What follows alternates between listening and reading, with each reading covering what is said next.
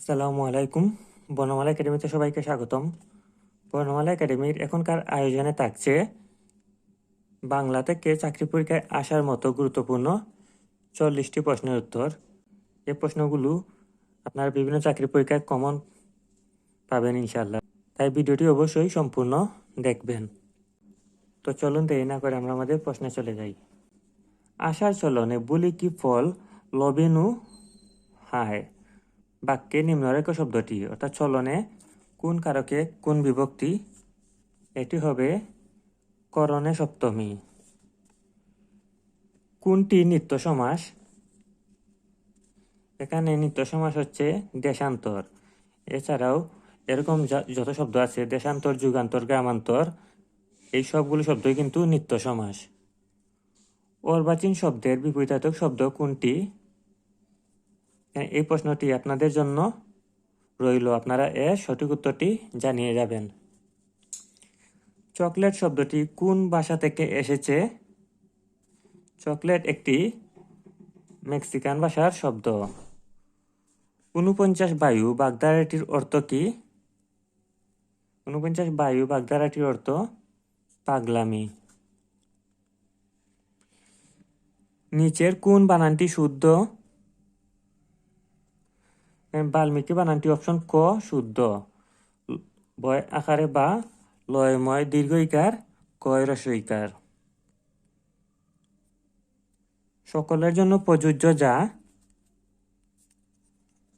সর্বজনীন।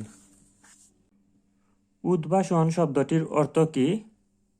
উদ্ভাসন শব্দটির অর্থ বাসভূমি থেকে বিতাড়িত হওয়া।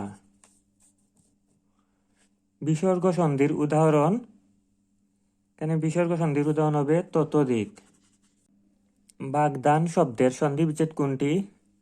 বাগদান শব্দের সন্ধিবিচ্ছেদ হবে বাক যোগ দান। নিচের কোনটি ভ্রমর এর সমার্থক শব্দ? এখানে অলি, মধুকর এবং মৌমাছি তিনটি কিন্তু ভ্রমরের সমার্থক শব্দ।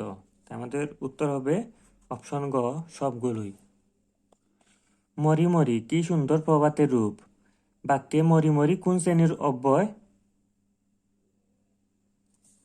অনন্যই অব্যয়। কোন বানানটি সঠিক? এখানে দদিচি বানান প্রথমে দীর্ঘইকার এবং পরে রস্বইকার, অর্থাৎ অপশন ক এর বানানটি সঠিক। পর্বত শব্দের সমার্থক নয় কোনটি? এখানে অচল, অদ্রি এবং বুদর এই তিনটি কিন্তু পর্বত শব্দের সমার্থক শব্দ, কিন্তু উৎপল এটি পর্বত এর সমার্থক শব্দ নয়। কোন বাক্যটি শুদ্ধ? এখানে বিদ্যান বানানটি অপশন ক শুদ্ধ হবে। আমাদের প্রথম বাক্যটি শুদ্ধ বাক্যটি হবে বিদ্যান হতে হলে নিয়মিত অধ্যয়ন করতে হবে। এখানে বিদ্যান বানান শুদ্ধ থাকলেও অধ্যয়ন বানানটি অশুদ্ধ, তাই আমাদের অপশন ক হবে উত্তর। বাংলা ব্যঞ্জন বর্ণ কয়টি? বাংলা ব্যঞ্জন বর্ণ 39টি। শূন্য পুরাণ রচনা করেন রামাই পণ্ডিত। আমার ভাইয়ের রক্তে রাঙানো 21শে ফেব্রুয়ারি গানটির রচয়িতা কে? এই গানটির রচয়িতা আব্দুল গফফার চৌধুরী। সেলিনা হোসেন কর্তৃক রচিত নিরন্তর ঘণ্টাধ্বনি কোন জাতীয় রচনা? এটি ভাষা আন্দোলন ভিত্তিক একটি রচনা। বঙ্গীয় সাহিত্য পরিষদ কর্তৃক প্রকাশিত চর্যাপদ কে সম্পাদনা করেন? চর্যাপদ সম্পাদনা করেন হরপ্রসাদ শাস্ত্রী।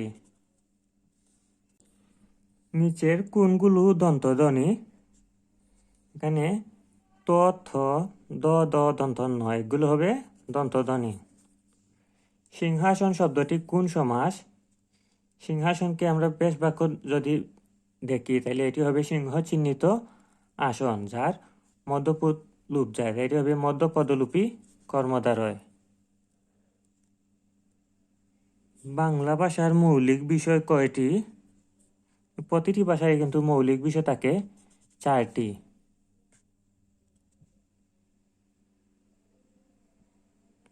স্বাগত এর সন্ধি বিচ্ছেদ কি?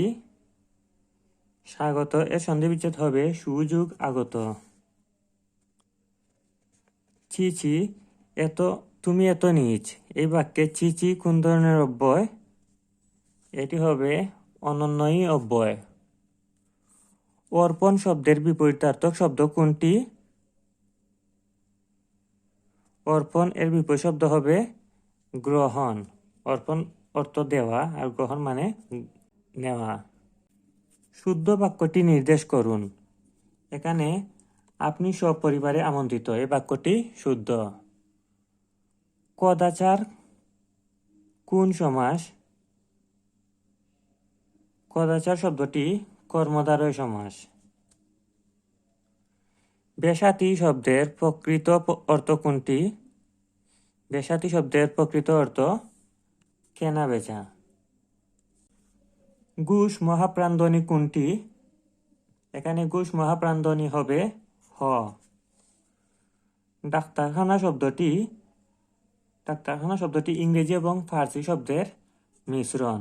ডাক্তার হচ্ছে ইংরেজি শব্দ এবং খানা হচ্ছে একটি ফার্সি শব্দ। অম্বু শব্দের অর্থ কি? অম্বু শব্দের অর্থ জল। কর্তা যা দ্বারা ক্রিয়া সম্পন্ন করে তাকে বলে করণকারক। ন্যায়শাস্ত্র জানেন যিনি, এক কথায় কি বলে? নৈয়ায়িক। শুদ্ধ শব্দ কোনটি? এখানে শাশ্বত বানানটি অপশন ক হবে শুদ্ধ, অর্থাৎ প্রথমে তালিবস্য আকার, তারপর তালিবস্য বয়, তারপর ত। কাঁঠালের আমসত্ব বাগধারাটির অর্থ কি? কাঁঠালের আমসত্ব বাগধারাটির অর্থ অসম্ভব বস্তু। সব কিছু নষ্টদের অধিকারে যাবে, কাব্যগ্রন্থটির রচয়িতা কে? এই কাব্যগ্রন্থটির রচয়িতা হুমায়ুন আজাদ। কাজী নজরুল ইসলামের প্রথম প্রকাশিত লেখা কোনটি? নজরুলের প্রথম প্রকাশিত গ্রন্থ বা লেখা বাউন্ডুলের আত্মকাহিনী। বাংলাদেশের ভাষা আন্দোলন ভিত্তিক উপন্যাস কোনটি? ভাষা আন্দোলন ভিত্তিক উপন্যাস আরেক ফাল্গুন। বাংলা সাহিত্যের ইতিহাসে প্রাচীনতম মুসলমান কবি শাহ মোহাম্মদ সগীর। তো এই ছিল বাংলা থেকে চাকরি পরীক্ষায় আসার মতো গুরুত্বপূর্ণ 40টি প্রশ্নের উত্তর। আশা করি এই 40টি প্রশ্ন আপনার বিভিন্ন চাকরি পরীক্ষাতেই কমন পাবেন, তাই প্রশ্নগুলো জানা না থাকলে বারবার ভিডিওটি দেখে প্রশ্নগুলো মুখস্থ করে নিন।